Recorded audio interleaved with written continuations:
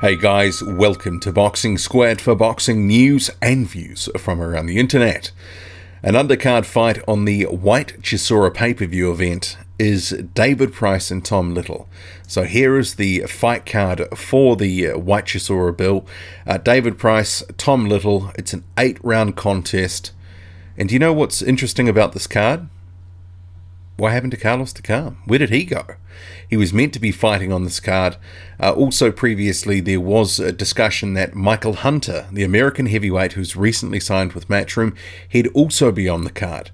But he has sustained an injury and he wasn't interested in taking the Takam fight anyway. He even said that on his Instagram. He actually said he needed to consider his next steps properly. He didn't want to rush into anything, given he had some momentum in his career. So I think sanity sort of won out there with Hunter, because launching himself into fight after fight on a couple of weeks' notice and whatnot, eventually he was going to come unstuck that way.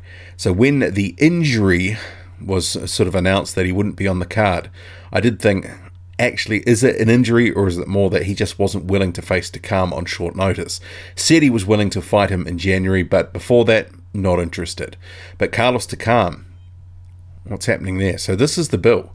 So White and Chisora up top. You've got a flyweight fight, which is the co-main event. And then Joshua Buatsi, good light heavyweight. He's fighting Reynold Quinlan. That was the guy that fought Eubank. He's actually very durable, but in terms of the offensive end, I mean, he didn't show a lot in that Eubank fight, but he did show he's got a decent chin.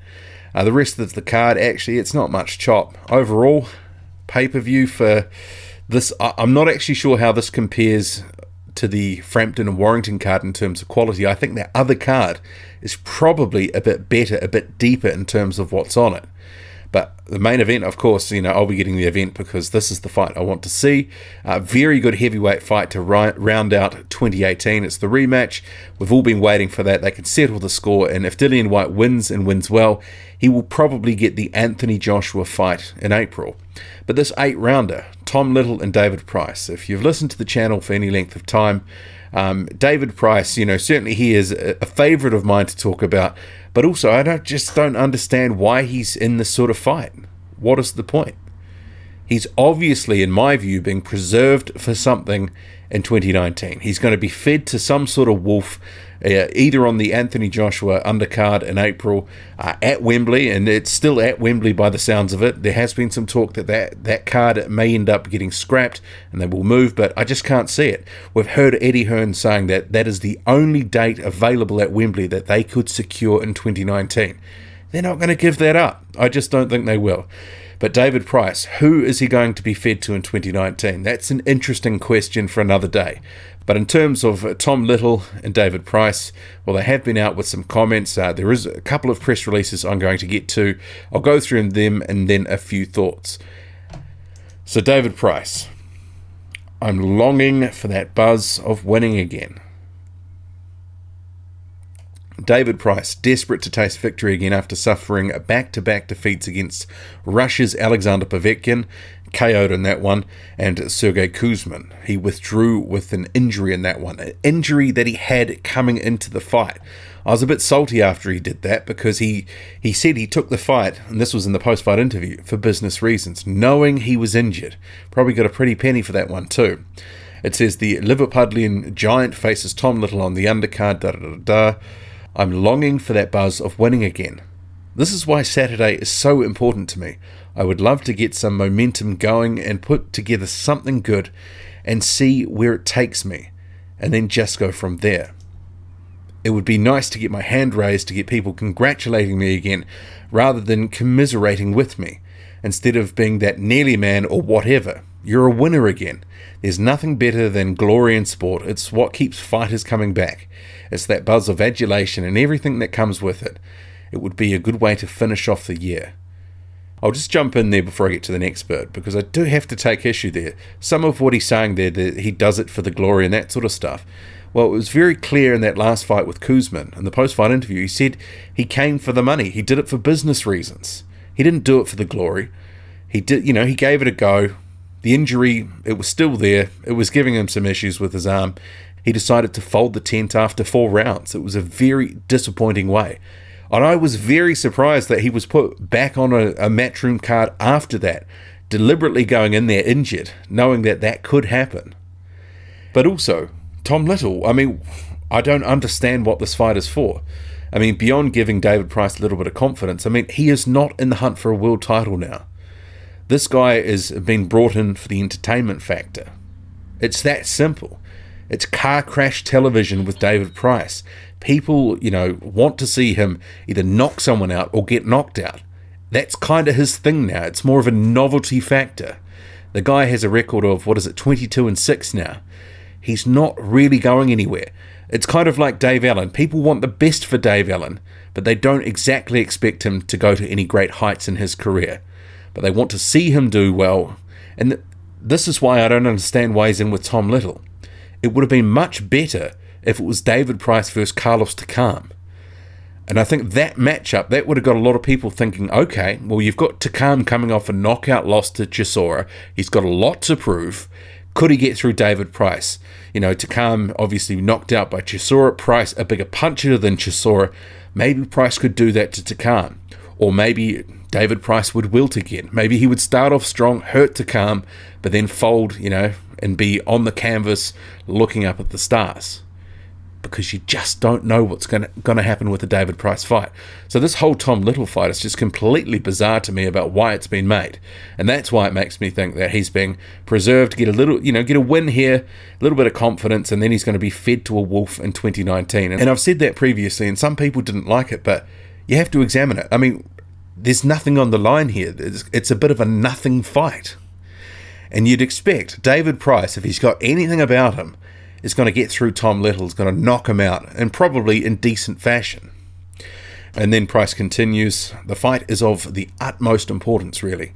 It's a massive fight that I just can't afford to lose. It's everything. Tom is a lot better than his record suggests, put it that way. But I would consider myself a level above him, considering I'm a former British champion and an Olympian. That's not me being disrespectful, as me and Tom get on well, and we've done a hell of a lot of sparring together. He's definitely bridged the gap from when I first started sparring him. I'm really taking him seriously. I still believe I've got something left in me to turn things around. There are many big names in the heavyweight division right now, or decent enough names, and everyone needs a dance partner. That's that press release there. We'll get to Tom Little in a moment, but yeah, I just kind of wonder, I mean, who knows? Maybe Tom Little can be a banana skin for David Price. But that's the thing. You wouldn't imagine David Price is getting great money for this. So why settle for a Tom Little fight for an 8-rounder to round out the year?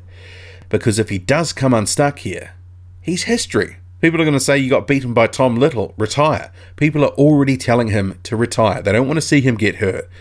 But why risk, you know, another potential decent payday, bigger than what he's probably getting for Little, by taking this fight? I just can't really understand the rationale behind it.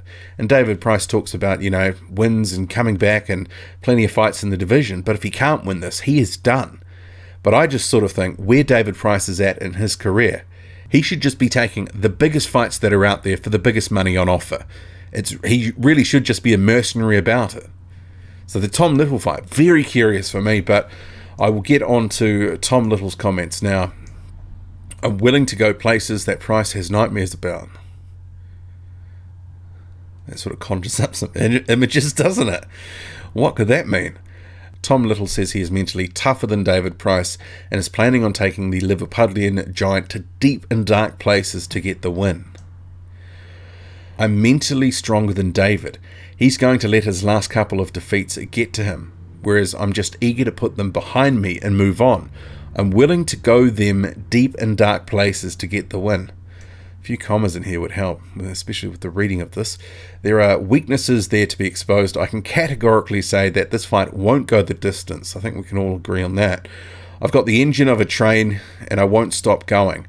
When I fought Filip Hrgović, I was getting better as the rounds went on, but I got cut. Never at any point was I gassing, but also never at any point was he winning that fight. David has the skill set and the physique to stand me on my head, but I've got a bigger heart than David's. There will never be any quit in me. Who wants it more? That's the difference between me and him. I'm willing to go places that David has nightmares about. Against Daniel Dubois, I broke my hand in 4 places in the first round, but I would never ever say I'm done. I believe that if you do it once, you'll do it again. This is a game of hearts, and you have to put it on the line. Sometimes you have to bite down and go to lace that you don't want to go to. I'm not even sure what the hell that means.